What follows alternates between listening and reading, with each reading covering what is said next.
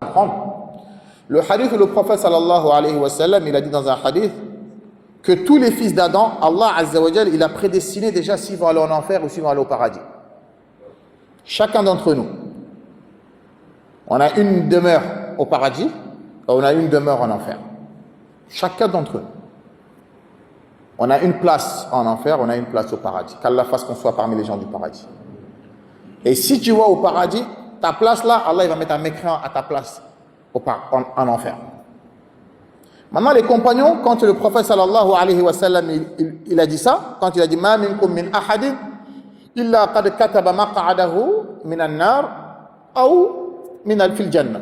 Les compagnons ils ont dit quoi? Famal amal, fafima al-amal. Donc ya Rasulallah, si c'est comme ça, donc on n'a pas besoin de faire la prière maintenant. On reste les bras croisés. Et quand on meurt, celui qui va aller au paradis, il va au paradis, et celui qui va aller en enfer, il va en enfer.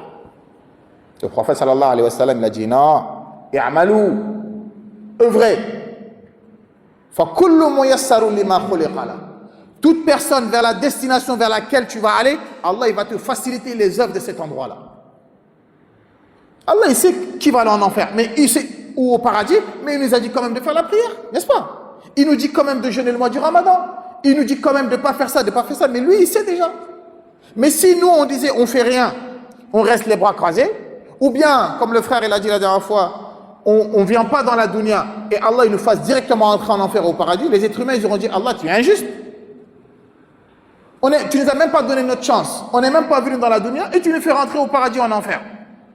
Ils auraient pu trouver ça comme excuse, non? C'est pour ça, pour que la volonté d'Allah et ce qu'Allah a écrit se concrétise et montre que lui il sait ce qui va se passer, il nous a ramenés dans la dunya.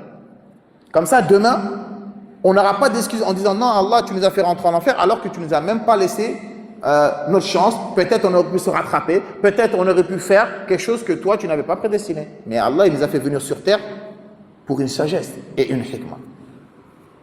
Vous avez compris ce hadith là aussi? Taïb.